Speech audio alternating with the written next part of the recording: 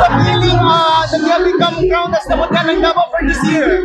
Actually, it feels so overwhelming, and at the same time, I'm very happy because I have come so far. Last year, it was a roller coaster ride for me. I was in Mutya ng Davao 2024, landed top 15, and right now I'm living the dream. My plans for Davaoenos are beyond my reach, and I just want to apply them all for Davao City. Okay, what is your plan right now that you will become the ambassadors for this year?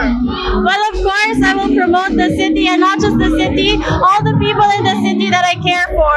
Because I believe that leadership comes from not being a boss, but being a follower. So whatever the city should be, whatever the city should have, I will give back what I know and what I learned about this pageant so that the city will benefit from me. How do you feel po na for your second time na kami na po yung crowd? I'm actually in awe. I'm speechless right now po. Unexpected kasi I decided to join last minute. But maybe God's direction was here for me, and I'm so happy to be with my Mutya sisters. It just feels so surreal. What will be your focus advocacy? For my primary advocacy, I am an advocate for survivors of violence and abuse. So that would be my primary advocacy. And I have a secondary advocacy actually. It's called Pangandoy sa Kinaiyahan. It focuses on agritourism, ecotourism, sustainable tourism for Davao City. Are there any people who would like to give gratitude that you won? Yes, of course. I would like to thank my family, my friends, the VBMS family, my Next Level family, my handlers, my managers, everyone who supports me and loves me.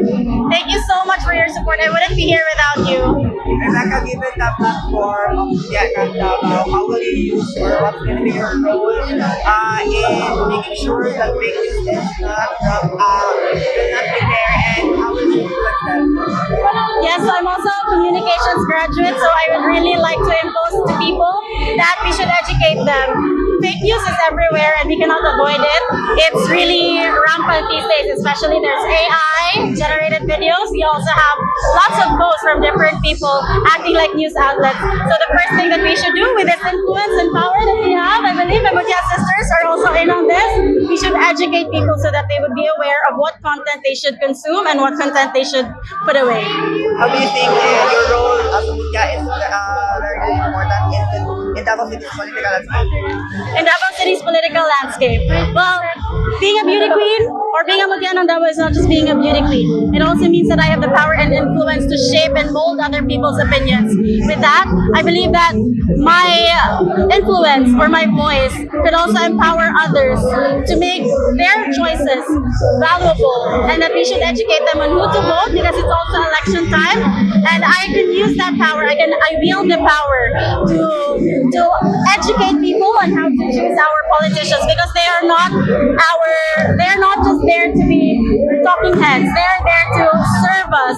In fact, we are elected them. We the electorate. So it is important that we should also include that in our advocacies as beauty queens.